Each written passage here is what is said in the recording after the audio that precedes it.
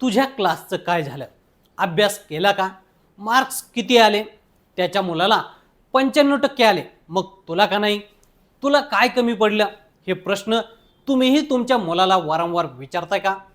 तर मग थांबा, कारण कदाचित तुम्ही नकळत पुशी पॅरेंट्स बनत आहात. मुलांच्या यशासाठी केलेलं अतिप्रेम, अति अपेक्षा आणि सततचं दडपण त्यांच्या आत्मविश्वासालाच तडा देऊ शकतं. मग नेमकं पुशी पॅरेंटिंग म्हणजे काय, ते मुलांच्या मानसिक आरोग्यावर कसा परिणाम करतं आणि पालकांनी नेमकं काय टाळलं पाहिजे, आजच्या या व्हिडिओमधून सविस्तर जाणून घेऊया. तर सुरुवातीलाच पाहूया की हे पुशी पॅरेंटिंग म्हणजे नेमकं काय. शिस्त, यश किंवा उज्ज्वल भवितव्याच्या नावाखाली अनेक पालक नकळत आपल्या अपेक्षा मुलांवर लादतात. ही अपेक्षा जेव्हा मुलांवर सततचा ताण आणि दडपण निर्माण करू लागते, तेव्हा त्याला मानसशास्त्रीय भाषेत पुशी पॅरेंटिंग असं म्हटलं जातं. अशा वेळी मूल स्वतःच्या आनंदासाठी किंवा आवडीसाठी शिकत नाही, तर फक्त पालकांना खुश करण्यासाठी किंवा त्यांच्या अपेक्षा पूर्ण करण्यासाठी धडपडत राहतं. बाहेरून ही मुलं यशस्वी दिसत असली तरी आतून ती सातत्यानं तणाव, भीती आणि असुरक्षिततेचा सामना करत असतात. सतत टॉप करण्याच्या अपेक्षेचे दुष्परिणाम काय असतात? अनेक पालकांना आपल्या मुलानं प्रत्येक परीक्षेत, स्पर्धेत किंवा उपक्रमात अव्वल यावं अशी अपेक्षा असते. मुलांनी चांगले गुण मिळवले तरी प्रथम क्रमांक न आल्यास त्यांना रागावलं जातं किंवा कमी लेखलं जातं.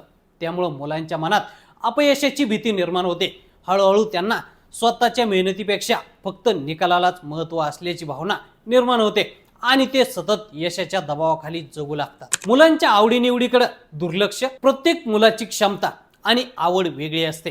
एखाद्या मुलाला खेळ, संगीत, चित्रकला किंवा इतर सर्जनशील क्षेत्रात रस असू शकतो, मात्र पालकांनी स्वतःच्या अपेक्षानुसार करिअरची दिशा ठरवून ती मुलांवर लादल्यास त्यांच्या नैसर्गिक गुणवत्तेचा विकास खुंटू शकतो. अशा परिस्थितीत अनेक मुलं स्वतःची स्वप्न आणि आवडी विसरून जातात. सततच्या तुलनेमुळे आत्मविश्वास खचतोय. हे पहा, अमुक मुलाला किती चांगले गुण मिळाले, तो किती हुशार आहे, अशा प्रकारच्या तुलनांचा मुलांच्या मनावर खोल परिणाम होतो. अशा तुलना त्यांच्या आत्मविश्वासाला तडा देतात, न्यूनगंड निर्माण करतात आणि स्वतःच्या क्षमतेबद्दल शंका निर्माण करतात. परिणामी मुलांचा भावनिक विकासही प्रभावित होतो. तुमच्या मुलाची स्वतंत्र निर्णय क्षमता कमी होते का? तुमच्या मुलांच्या प्रत्येक छोट्या मोठ्या गोष्टीचा निर्णय जर पालक म्हणून तुम्हीच घेत असाल तर मुलांना स्वतः विचार करून निर्णय घेण्याची सवय लागत नाही. मित्रांची निवड, छंद, अभ्यास किंवा दैनंदिन आयुष्यातील छोटे छोटे निर्णय देखील इतरांवर अवलंबून राहून घेण्याची प्रवृत्ती त्यांच्यात विकसित होऊ लागते.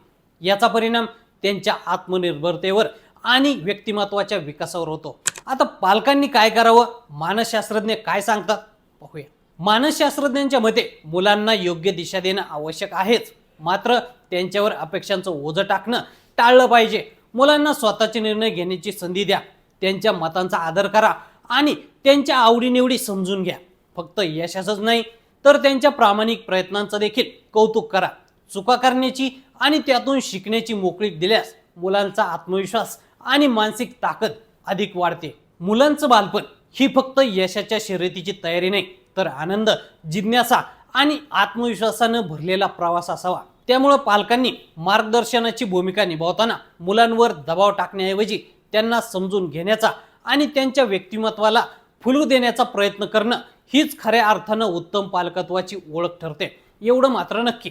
तर मंडळी, ही संपूर्ण माहिती तुम्हाला कशी वाटली आम्हाला कमेंट करून नक्की सांगा.